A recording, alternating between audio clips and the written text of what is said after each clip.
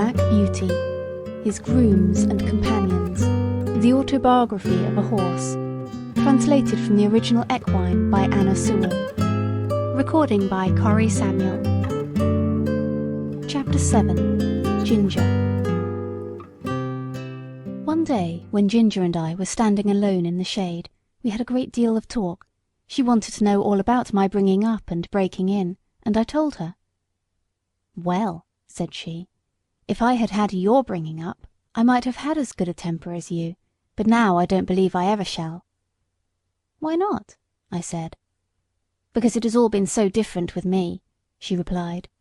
"I never had anyone, horse or man, that was kind to me, or that I cared to please, for in the first place I was taken from my mother as soon as I was weaned, and put in with a lot of other young colts. None of them cared for me, and I cared for none of them. There was no kind master like yours to look after me, and talk to me, and bring me nice things to eat. The man that had the care of us never gave me a kind word in my life. I do not mean that he ill-used me, but he did not care for us one bit further than to see that we had plenty to eat and shelter in the winter. A footpath ran through our field, and very often the great boys passing through would fling stones to make us gallop. I was never hit, but one fine young colt was badly cut in the face, and I should think it would be a scar for life. We did not care for them, but of course it made us more wild, and we settled it in our minds that boys were our enemies. We had very good fun in the free meadows, galloping up and down and chasing each other round and round the field, then standing still under the shade of the trees.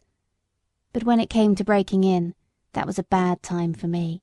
Several men came to catch me, and when at last they closed me in at one corner of the field, one caught me by the forelock, another caught me by the nose, and held it so tight I could hardly draw my breath.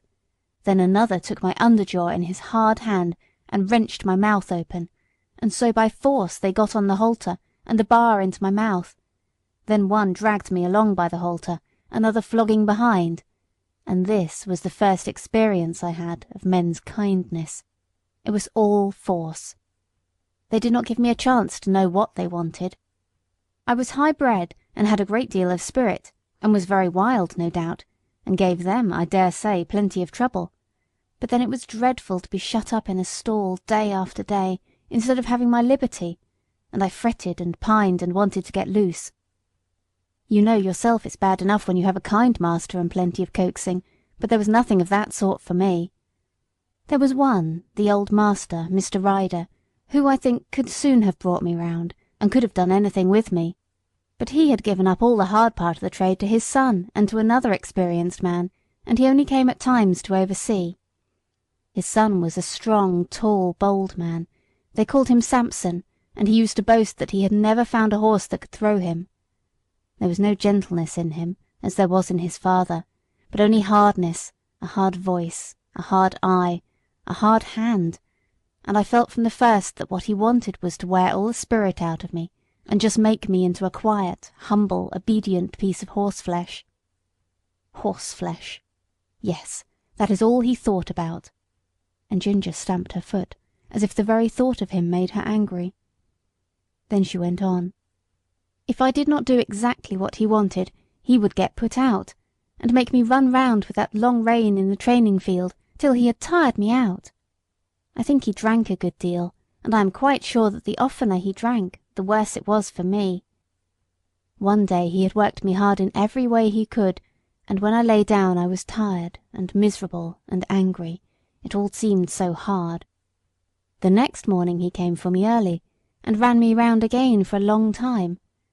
I had scarcely an hour's rest, when he came again for me with a saddle and bridle, and a new kind of bit. I could never quite tell how it came about. He had only just mounted me on the training ground, when something I did put him out of temper, and he chucked me hard with the rein. The new bit was very painful, and I reared up suddenly, which angered him still more, and he began to flog me. I felt my whole spirit set against him, and I began to kick and plunge and rear as I had never done before, and we had a regular fight. For a long time he stuck to the saddle, and punished me cruelly with his whip and spurs, but my blood was thoroughly up, and I cared for nothing he could do, if only I could get him off. At last, after a terrible struggle, I threw him off backward, I heard him fall heavily on the turf, and without looking behind me I galloped off to the other end of the field. There I turned round and saw my persecutor slowly rising from the ground and going into the stable. I stood under an oak tree and watched, but no one came to catch me. The time went on, and the sun was very hot. The flies swarmed around me and settled on my bleeding flanks where the spurs had dug in. I felt hungry, for I had not eaten since the early morning, but there was not enough grass in that meadow for a goose to live on. I wanted to lie down and rest, but with the saddle strapped tightly on there was no comfort, and there was not a drop of water to drink. The afternoon wore on, and the sun got low. I saw the other colts led in, and I knew they were having a good feed. At last, just as the sun went down, I saw the old master come out with a sieve in his hand. He was a very fine old gentleman, with quite white hair, but his voice was what I should know him by among 1,000. It was not high, nor yet low, but full, and clear, and kind, and when he gave orders, it was so steady and decided that everyone knew, both horses and men, that he expected to be obeyed. He came quietly along, now and then shaking the oats about that he had in the sieve, and speaking cheerfully and gently to me. "Come along, lassie, come along, lassie, come along, come along." I stood still, and let him come up. He held the oats to me, and I began to eat without fear. His voice took all my fear away. He stood by, patting and stroking me while I was eating, and seeing the clots of blood on my side he seemed very vexed. Poor lassie, it was a bad business, a bad business. Then he quietly took the rein and led me to the stable. Just at the door stood Samson. I laid my ears back and snapped at him. "Stand back," said the master, "and keep out of her way. You've done a bad day's work for this filly." He growled out something about a vicious brute. "Hark ye," said the father, "a bad-tempered man will never make a good-tempered horse. You've not learned your trade yet, Samson." Then he led me into my box, took off the saddle and bridle with his own hands, and tied me up. Then he called for a pail of warm water and a sponge, took off his coat, and while the stable-man held the pail, he sponged my sides a good while, so tenderly that I was sure he knew how bruised and sore they were. "Whoa, my pretty one," he said, "stand still, stand still."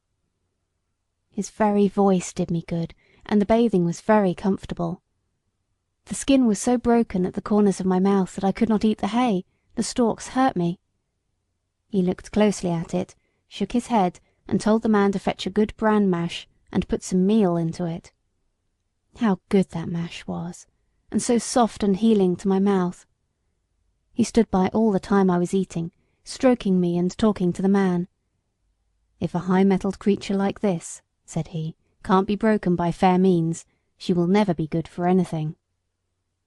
After that he often came to see me, and when my mouth was healed, the other breaker, Job they called him, went on training me. He was steady and thoughtful, and I soon learned what he wanted. End of Chapter 7.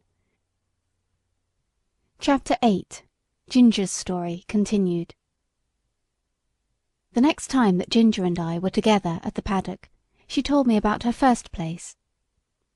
"After my breaking in," she said, "I was bought by a dealer to match another chestnut horse. For some weeks he drove us together, and then we were sold to a fashionable gentleman and were sent up to London. I had been driven with a check rein by the dealer, and I hated it worse than anything else, but in this place we were reined far tighter, the coachman and his master thinking we looked more stylish so. We were often driven about in the park and other fashionable places. You, who have never had a check rein on, don't know what it is, but I can tell you it is dreadful. I like to toss my head about, and hold it as high as any horse. But fancy now, yourself, if you tossed your head up high, and were obliged to hold it there, and that for hours together, not able to move it at all, except with a jerk still higher, your neck aching till you did not know how to bear it. Besides that, to have 2 bits instead of 1, and mine was a sharp one, it hurt my tongue and my jaw, and the blood from my tongue coloured the froth that kept flying from my lips as I chafed and fretted at the bits and rein.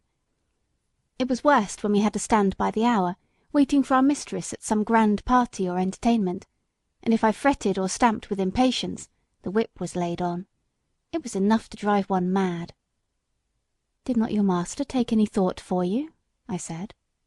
"No," said she, "he only cared to have a stylish turnout, as they call it.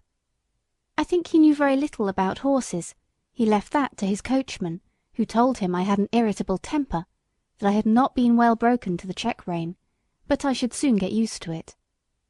But he was not the man to do it, for when I was in the stable, miserable and angry, instead of being smoothed and quieted by kindness, I got only a surly word or a blow. If he had been civil, I would have tried to bear it. I was willing to work, and ready to work hard too, but to be tormented for nothing but their fancies angered me. What right had they to make me suffer like that?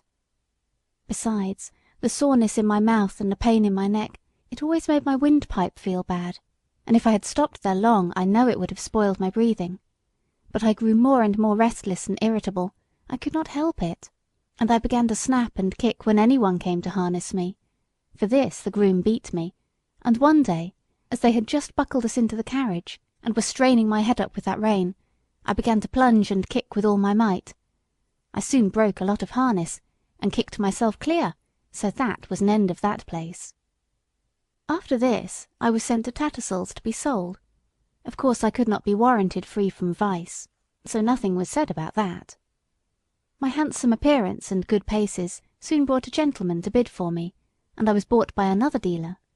He tried me in all kinds of ways and with different bits, and he soon found out what I could not bear. At last he drove me quite without a check rein, and then sold me as a perfectly quiet horse to a gentleman in the country. He was a good master, and I was getting on very well, but his old groom left him, and a new one came. This man was as hard-tempered and hard-handed as Samson. He always spoke in a rough, impatient voice, and if I did not move in the stall the moment he wanted me, he would hit me above the hocks with his stable broom or the fork, whichever he might have in his hand. Everything he did was rough, and I began to hate him. He wanted to make me afraid of him, but I was too high-mettled for that. And one day, when he had aggravated me more than usual, I bit him, which of course put him in a great rage, and he began to hit me about the head with a riding whip. After that he never dared to come into my stall again. Either my heels or my teeth were ready for him, and he knew it. I was quite quiet with my master, but of course he listened to what the man said, and so I was sold again. The same dealer heard of me, and said he thought he knew one place where I should do well. It was a pity, he said, that such a fine horse should go to the bad, for want of a real good chance, and the end of it was that I came here not long before you did. But I had then made up my mind that men were my natural enemies, and that I must defend myself. Of course, it is very different here, but who knows how long it will last? I wish I could think about things as you do, but I can't, after all I have gone through. "Well," I said, "I think it would be a real shame if you were to bite or kick John or James." "I don't mean to," she said, "while they are good to me. I did bite James once pretty sharp, but John said, 'Try her with kindness,' and instead of punishing me as I expected, James came to me with his arm bound up, and brought me a bran mash and stroked me, and I have never snapped at him since, and I won't either." I was sorry for Ginger, but of course I knew very little then, and I thought most likely she made the worst of it. However, I found that as the weeks went on she grew more gentle and cheerful, and had lost the watchful, defiant look that she used to turn on any strange person who came near her. And one day James said, "I do believe that mare is getting quite fond of me. She quite whinnied after me this morning when I had been rubbing her forehead." "Aye, aye, Jim, 'tis the Birtwick balls," said John. "She'll be as good as Black Beauty by and by. Kindness is all the physic she wants, poor thing." Master noticed the change too, and one day when he got out of the carriage and came to speak to us, as he often did, he stroked her beautiful neck. "Well, my pretty one, well, how do things go with you now? You are a good bit happier than when you came to us, I think." She put her nose up to him in a friendly, trustful way, while he rubbed it gently. "We shall make a cure of her, John," he said. "Yes, sir, she's wonderfully improved. She's not the same creature that she was. It's the Birtwick balls, sir," said John, laughing. This was a little joke of John's. He used to say that a regular course of the Birtwick horse balls would cure almost any vicious horse.